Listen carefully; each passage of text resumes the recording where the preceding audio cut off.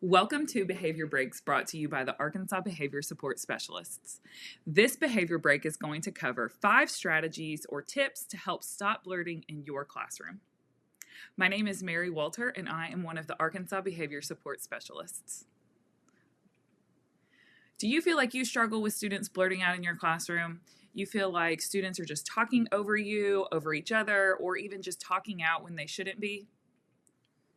We are going to quickly discuss 5 easy to implement strategies that you can use in your classroom that will help with blurting out behaviors.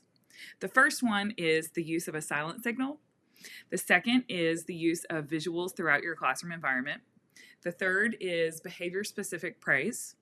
The fourth is student self-monitoring. And the fifth is the use of a thought parking lot. Let's get started.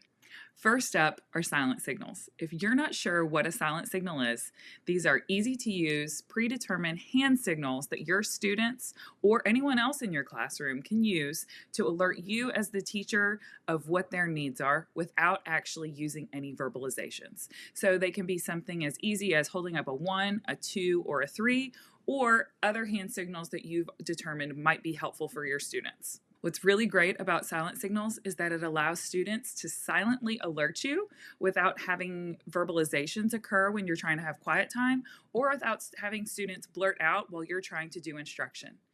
It allows you as the educator to simply give them a yes or a no with a nod or even return a silent signal back to them.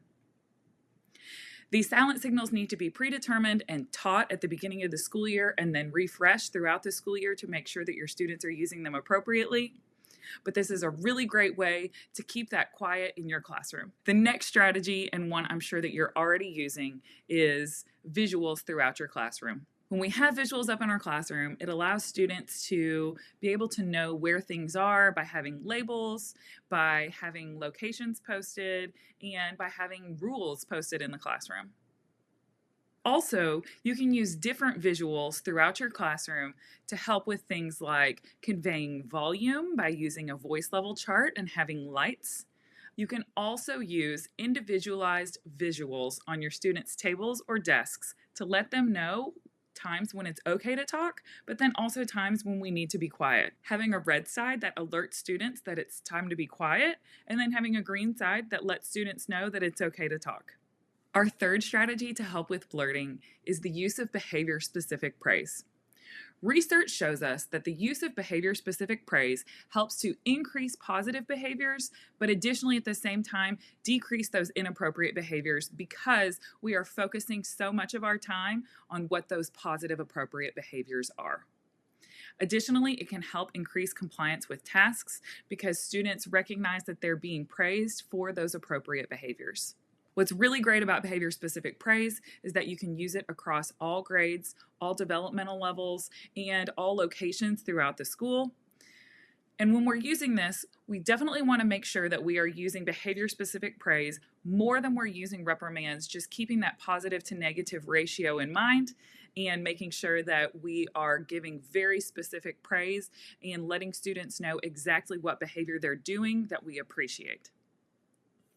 Overall, this can be really helpful specifically with blurting out because what you'll be doing is praising those students who are using their silent signals or raising their hands or using appropriate means of getting your attention rather than the students who are blurting out, and it'll shape the students' behavior who are blurting out instead.